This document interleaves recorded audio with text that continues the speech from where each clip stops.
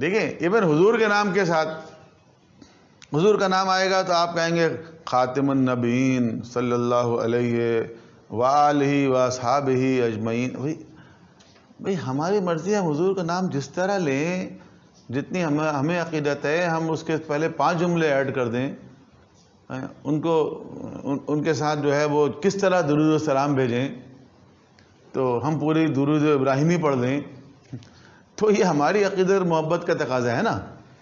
آپ کون ہوتے ہیں ہمیں ڈکٹیٹ کرنے والے کہ یہ نام آئے گا تو آپ یہ کہیں گے، آپ حضور کو خاتم النبیین کہیں گے؟ بھئی حضور کا لقب یہ خاتم النبیین تھوڑی ہے، 150 اور بھی ہیں، ہماری مرضی ہم جو کہیں۔ اچھا اگر کسی کے خیال میں یہ ہے کہ وہ خاتم النبیین اس لیے کہلوانا چاہ رہا ہے کہ وہ قادیانی خاتم النبیین نہیں مانتے، ایک جنرل پرسپشن یہی ہے نا؟ بالکل ایسا ہی۔ ہاں یہ بھی غلط ہے، یہ بتا رہا ہوں، ایسا ہرگز نہیں ہے۔ قادیانی بھی حضور کو خاتم النبیین مانتے ہیں۔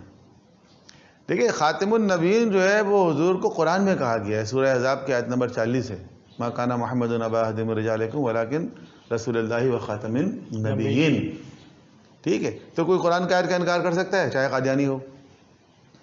آپ قادیانی سے کسی ملاقات نہیں ہوگی آپ کی شاید، اس لیے آپ کو نہیں پتا کہ قادیانی بھی حضور کو خاتم النبیین کہتے ہیں، لیکن خاتم النبیین کا مطلب وہ آخری نبی نہیں مانتے۔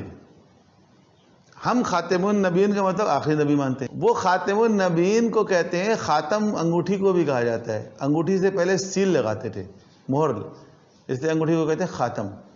تو خاتم النبیین کو مطلب ہے سیل آف پرافٹ ہوڈ۔ خاتم النبیین means seal of prophethood. اب اس سیل آف پرافٹ ہوڈ کا مطلب ہم سمجھتے ہیں کہ آخری نبی، لاسٹ پرافٹ، لیکن وہ کہتے ہیں، ان کی اپنی انٹرپریٹیشن، وہ کہتے ہیں اس کا مطلب ہے نبیوں کا نگینا۔ تو لفظ خاتم النبیین کا انکار نہیں کرتے، لیکن وہ اپنی دور کی کوڑی لاتے ہیں۔ تو اگر کوئی یہ سمجھتا ہے کہ اگر آپ اس کی زبان سے کہلوا دیں گے خاتم النبیین تو شاید وہ مسلمان ہو جائے گا، تو ایسا ہرگز نہیں ہے۔ خاتم النبیین وہ بھی کہتا ہے، لیکن اس کا مطلب اس کے ذہن میں کچھ اور ہوتا ہے۔